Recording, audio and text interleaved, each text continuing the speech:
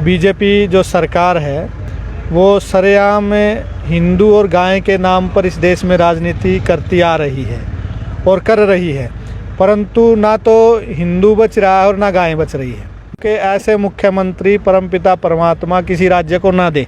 जैसे खट्टर साहब हैं, जिस राजा के राज्य में गो तस्करी या गो हत्या होती हो, शास्त्र बोलते हैं उस राजा को अपने गले में भारी पत्थर बांध करके गहरे नदी नाले समुद्र में कूद जाना चाहिए।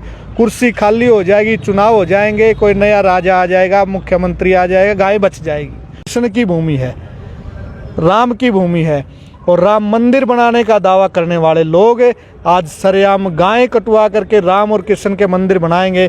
ऐसे लोगों पर, ऐसे राजाओं पर, ऐसे हिंदुओं पर लानत की बात है। के सचिवालय में मौजूद हैं जहां गोरक्षा दल के तमाम लोग जो है वो मौजूद हैं, क्योंकि लगातार हरियाणा में देखा जा रहा है कि गो तस्कर की जो है वारदातें देखी जा रही हैं, दिन प्रतिदिन बढ़ती भी जा रही हैं, वो चाहे पदयात्रा के माध्यम से हो या गाड़ी में लोड कर ले जाने का मामला हो। लेकिन आज गोरक्षा दल एसपी महोदय से मिला है, लेकिन क्या कुछ पूरा मामला इस विषय में जानेंगे। तमाम लोग हमारे साथ मौजूद हैं, इनसे जानेंगे कि क्या एसपी साहब से मिले हैं और उसके बाद क्या कुछ एसपी साहब ने आश्वासन दिया। नमस्कार। क्या कहना चाहेंगे, लगातार गो तस्कर के मामले सामने आ रहे हैं, आज एसपी महोदय से भी आप मिले हैं। ये गो तस्करी का मामला हम हर ज़िले में मिल रहे हैं एसपी से और डीसी से, क्योंकि हम मेवात में एक अभियान हमने चला रखा है कि गो हत्या मुक्त हरियाणा। वैसे तो बीजेपी जो सरकार है वो सरेआम हिंदू और गाय के नाम पर इस देश में राजनीति करती आ रही है और कर रही है, परंतु ना तो हिंदू बच रहा है और ना गाय बच रही है। मैं स्पष्ट रूप से राजनीति कर रहे हैं। हाँ, राजनीति कर रहे हैं। मैं स्पष्ट रूप से आरोप लगा रहा हूँ कि ऐसे मुख्यमंत्री परमपिता परमात्मा किसी राज्य को ना दे।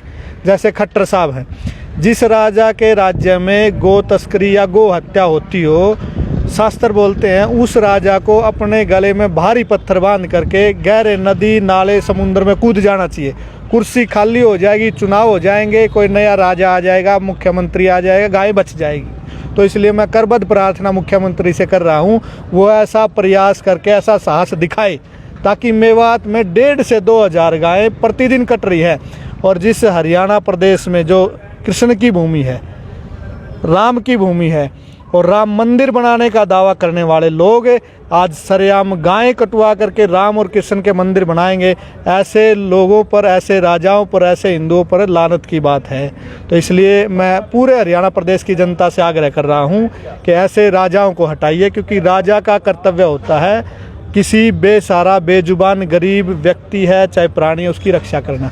30 साल से लगे हुए हैं गोरक्षा दल वाले इस तमाम गोरक्षक जो तस्करी करते हैं उनके पीछे कि किसी तरह रोका जाए। क्या कोई ऐसा राजा अब तक मिला है जो इस तरह के इस जो तस्करी है उसको रोक पाया हो? नहीं, ऐसा राजा अभी नहीं मिला है।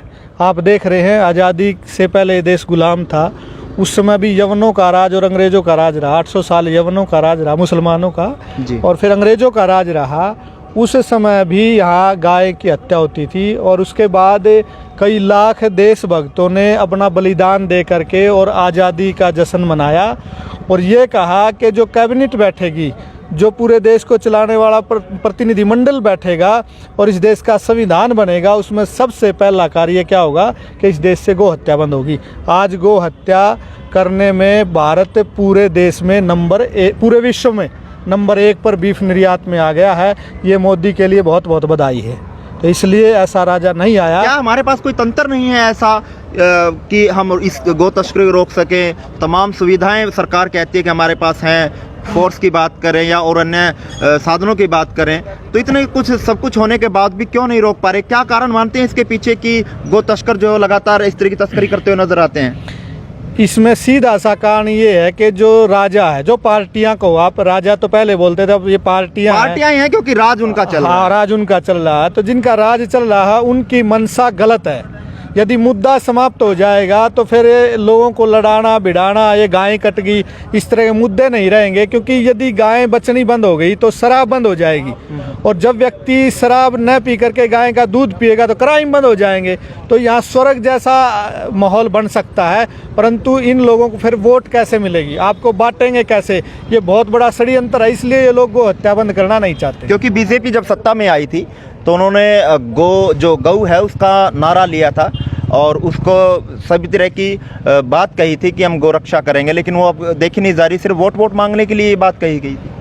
हाँ, ये स्पष्ट दिखाई दे रहा है। पूरे देश में लाखों गौएं, हजारों गौएं प्रतिदिन कटती हैं। आप देश में नहीं जाएंगे तो मैं हरियाणा प्रांत की बात करूं, 1,500 से 2,000 गोवंश सरेआम मेवात में हर रोज़ कटता है। प्रशासन भी और आप लोग कोई भी देखना चाहे तो देख सकता है। प्रतिदिन वहाँ गाड़ियाँ पकड़ी जाती हैं। तो यदि सरकार चाहे तो एक दिन में बंद हो सकती है, परंतु सरकार नहीं चाहेगी। सरकार ये चाहेगी, सरकार की मिली भगत से गो हत्या हो रही है। और ये सरकार इस मामले में यदि हिंदुओं की सरकार अपने आप को कहती है तो आज ही इस्तीफा मुख्यमंत्री को दे देना चाहिए।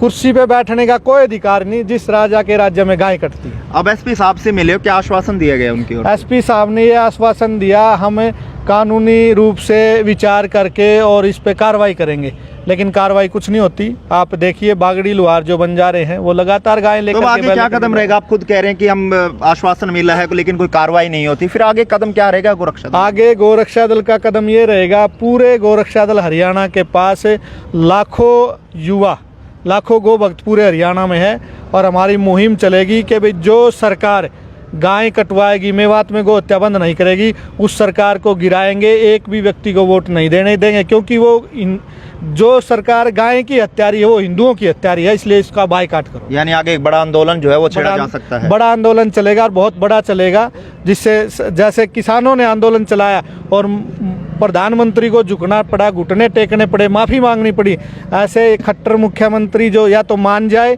कि मेवात में गो हत्या बंद करे जो 1,500-2 हज़ार गाय प्रतिदिन कटवा रहा है, और या फिर यहाँ से गो हत्या बंद नहीं करेगा तो इसको कुर्सी से उठा करके नीचे पटकेंगे। चलिए, ऐसे घुटने टिकवाएंगे। धन्यवाद। नमस्कार सर।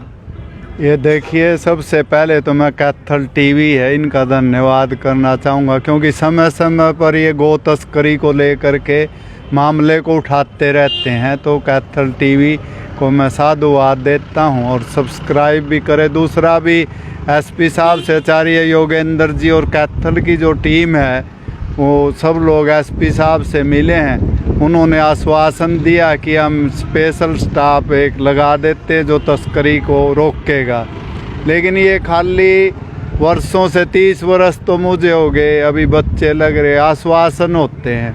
अब कितनी कार्रवाई होएगी वो तो समय बताएगा, लेकिन अभी एसपी साहब ने आश्वासन दिया कि एक स्पेशल स्टाफ हम गो तस्करी को रोकने के लिए, चाहे पैदल बागड़ी लुहार हैं या गाड़ियों के माध्यम से होती है, हम उसमें प्रयास करेंगे। उन्होंने ऐसा आश्वासन किस तरह से गो तस्करी देखी जा रही है सामने, किस तरह से लोग जो गो तस्कर हैं वो करते हुए नजर आ रहे हैं? देखिए, हरियाणा में ही जो मेवात जिला है उसमें 1,000 से 1,500 गोवंश कट जाता है, और ये खेल नया नहीं है।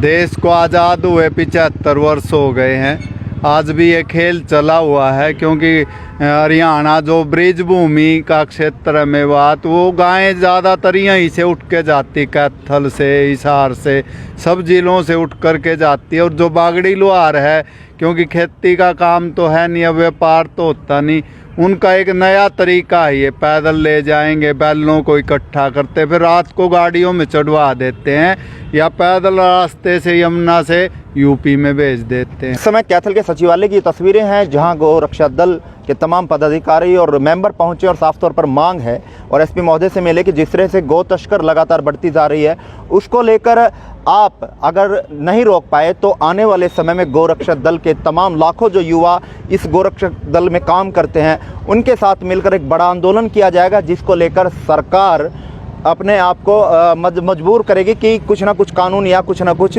गो तस्करों के लिए बनाया जाए ताकि वो गो तस्कर रोकी जा सके। क्योंकि कृषि कानूनों को भी वापस करने के लिए प्रधानमंत्री नरेंद्र मोदी झुके हैं। ऐसे ही लाखों युवा जब सड़कों पर उतरेंगे तो इनका ये मानना है कि गो तस्करों के खिलाफ भी सरकार सोचेगी और उनको भी जेल के अंदर डालने का प्रयास करेगी। लेकिन देखना यह है कि आने वाले समय में अब सरकार क्या कदम उठाती है, क्या गो रक्षा दल की जो मांगे है वो मानती है या ऐसे ही गो तस्कर धड़ल्ले से तस्करी करते हुए नजर आएंगे। कैथल टीवी के लिए